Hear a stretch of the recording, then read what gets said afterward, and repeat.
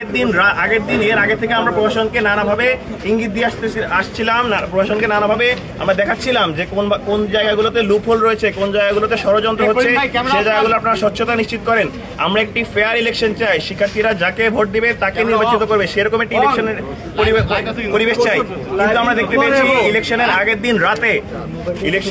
দিন রাতে ছাত্রদলের, জাহাঙ্গীরনগর বিশ্ববিদ্যালয়ের ছাত্রদলের সাবেক সভাপতি, ঢাকা জেলা যুব দলের একজন নেতা, বিএনপির ছাত্রদলের বর্তমান আহ্বায়ক এবং বিএনপি মন্ত্রী দুইজন শিক্ষক, ওনারা সম্পূর্ণ বেআইনিভাবে নির্বাচন কমিশন অফিসের ভেতর ঢুকে, বৈঠক কমিশনের অফিসে, যেখানে নির্বাচন কমিশনের বডির বাইরে কারো প্রবেশের অনুমতি নেই, সেখানে তারা গিয়ে কি আলোচনা করেছেন এবং কোন এখতিয়ারে তারা সেখানে ঢুকেছেন আমরা সেই প্রশ্ন রেখেছিলাম। এবং আমরা একই সাথে আগের দিন, পরের দিনের নির্বাচন, গতকালের নির্বাচন নিয়ে অনেকগুলো জায়গায় তুলে ধরেছিলাম যেগুলো আসলে স্বচ্ছতা ওনারা নিশ্চিত করতে পারেন।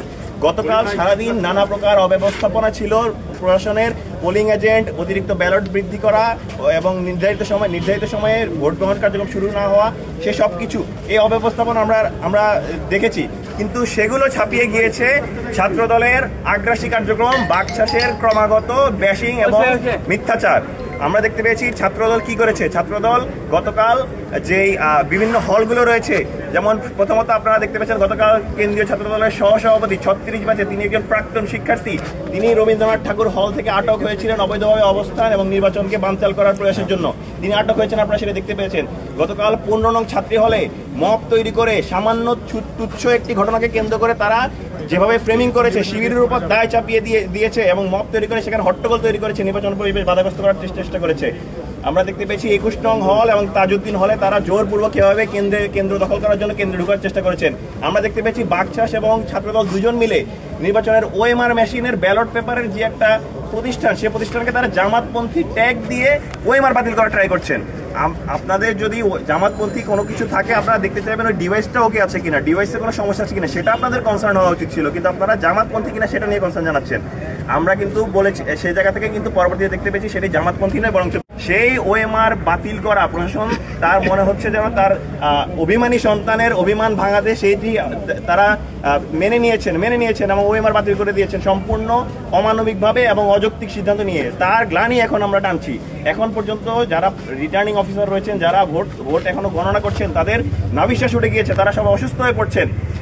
ইভেন আমরা দেখতে পাচ্ছি শিক্ষার্থীরা যারা রয়েছেন তারা সব অসুস্থ হয়ে পড়ছেন। এটি কোনোভাবে প্র্যাকটিক্যাল না যে মাত্র হল সংখ্যা শেষ হয়েছে, এখনো সেন্ট্রাল প্যানেল বাকি রয়েছে, এটি আজকের মধ্যে শেষ করা সম্ভব হবে। আমরা কিছু গুরুতর অভিযোগ আপনাদেরকে করতে চাই। প্রথমত, প্রশাসনের মধ্যে একটি গ্রুপ রয়েছে যারা ঠুনকো অজুহাতে নির্বাচনকে প্রশ্নবিদ্ধ করে নির্বাচনকে স্থগিত করতে চায়। এই ছাত্রদলের এই ঠুনকো অজুহাতে তারা ওএমআর মেশিন যেমন বাদ দিয়েছে এবং আমরা একই সাথে নির্বাচনকেও বানচাল করতে যাচ্ছে। দ্বিতীয়ত, নির্বাচন বানচালে মূলত ইন্ধন দিচ্ছেন এই বিশ্ববিদ্যালয়ের শিক্ষকদের বিএনপি নেতা নজরুল সাহেব, মাহফুজ সত্তার সাহেব, যারাই মূলত নির্বাচনের এই অব্যবস্থাপনা, সমগ্র অব্যবস্থাপনার জন্য দায়ী ছিলেন। তৃতীয়ত, বিএনপি নেতা নজরুল স্যার, তিনি একটি মেয়েদের একটি হলে প্রবোস্ট হয়েও অন্য হলে ঢুকে তিনি মব সৃষ্টি করেছেন এবং নির্বাচন বন্ধ রাখার জন্য, সাময়িক স্থগিত রাখার জন্য তিনি দায়ী ছিলেন। চতুর্থত, ছাত্রদলকে ব্যবহার করে তিনি ক্যাম্পাসে অস্থিতিশীল পরিবেশ সৃষ্টি করার চেষ্টা করেছেন। তারা বিভিন্ন জায়গায় উস্কে দিয়েছেন, বিভিন্ন জায়গায় দেখা গেছে প্রাক্তন শিক্ষার্থী যারা রয়েছে, প্রাক্তন শিক্ষার্থীরা হলের ভোট কেন্দ্রের বাইরে অবস্থান করছে, অথচ দেখা গেছে তাদের ব্যাপারে কোনো প্রকার ব্যবস্থা গ্রহণ করেনি। সর্বশেষ আজ সকালে নির্বাচনের দায়িত্ব পালন করতে এসেছিলেন যিনি গতকাল দায়িত্ব পালন করেননি, আজকে সকালেই এসেছিলেন দায়িত্ব পালন করতে পোলিং অফিসার হিসেবে। সেই সম্মানিত শিক্ষিকার, মরহুমা শিক্ষিকার মৃত্যুকে কেন্দ্র করে ক্যাম্পাসে অস্থিতিশীল একটি পরিবেশ তৈরি করার চেষ্টা করছে সেই নজরুল স্যারের গ্রুপ। আমরা স্পষ্ট ভাষায় বলে দিতে চাই, এই ক্যাম্পাস কোনো স্যারের গ্রুপের নয়, এই ক্যাম্পাস কোনো দলের নয়। এই ক্যাম্পাসের শিক্ষার্থীরা দীর্ঘ 33 বছর পর জাকসু নির্বাচন পেয়েছে, তারা তাদের ভোটাধিকার প্রয়োগ করতে চায়। আমরা সমন্বিত শিক্ষার্থী জোটের পক্ষ থেকে শুরু থেকে বলে এসেছি, আমরা একটি ফেয়ার ইলেকশন চাই। আমরা নির্বাচিত হই কিংবা না হই আমাদের কোনো সমস্যা নেই, কিন্তু শিক্ষার্থীরা যেন তাদের প্রতিনিধি বাছাই করে নিতে পারে। কিন্তু আমরা দেখতে পেয়েছি যারা শিক্ষার্থীদের ম্যান্ডেট চায় না, যারা জোরপূর্বক ক্ষমতায় বসতে চায়, যারা শিক্ষার্থীদের এই অভিভাবকত্ব দায়িত্বশীলের জায়গা থেকে নিজেদের ক্ষমতার আসীন বলে মনে করে, তারা আসলে সেই জায়গায় বাধা দিচ্ছে।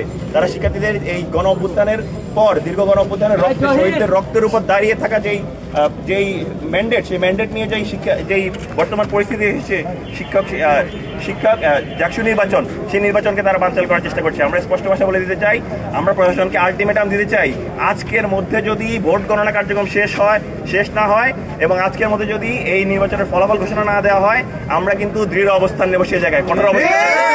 কোনোভাবেই এই জায়গায় আজকে নির্বাচন বানচাল করতে দেওয়ার কোনো প্রকার অপপ্রয়াস সফল হতে দেওয়া হবে না। কোনোভাবেই আমরা এই জায়গায় সর্বোচ্চ অবস্থান নেব এবং নির্বাচন যদি কেউ বানচাল করতে চায় তাদেরকে এই ক্যাম্পাস থেকে প্রতিহত করা হবে। আমরা প্রশাসনের প্রতি আহ্বান জানাচ্ছি, তারা যেন তাদের এই ভোট গণনা কার্যক্রম কিভাবে সহজতর করা যায় সে জায়গায় তারা আন্তরিক হন। আমরা তাদেরকে সহযোগিতা করতে রাজি আছি, কিন্তু কোনো প্রকার ষড়যন্ত্র, কোনো প্রকার দলীয় এজেন্ডা, কোনো প্রকার মতাদর্শের এজেন্ডা এবং প্রোপাগান্ডা, ট্র্যাগিং, বুলিং এই দিয়ে যেন কোনোভাবে নির্বাচন বাধাগ্রস্ত করতে না হয়। আমরা আশা রাখছি এই আজকের দিনের মধ্যে প্রশাসন নির্বাচন প্রক্রিয়া শেষ করবে, ভোট গণনা প্রক্রিয়া শেষ করবে এবং আমরা জাকসু নির্বাচনের যে ম্যান্ডেট, সেই শিক্ষার্থীরা যে ম্যান্ডেট দিয়েছে সেই ম্যান্ডেটটি আমরা সবার মধ্যে পাবো। ধন্যবাদ সবাইকে। আপনাকে আশা করি প্রক্রিয়া শেষটাই আশা করছেন কোনটা? না, ভোট গণনা অবশ্যই, ভোট গণনা প্রক্রিয়া শেষ হওয়া মানে আজকে নির্বাচনের ফলাফল পাবো, আমরা সেটাই আশা করছি। কোনো দুটি আসলে একটা অপরের অন্তরায় নয়।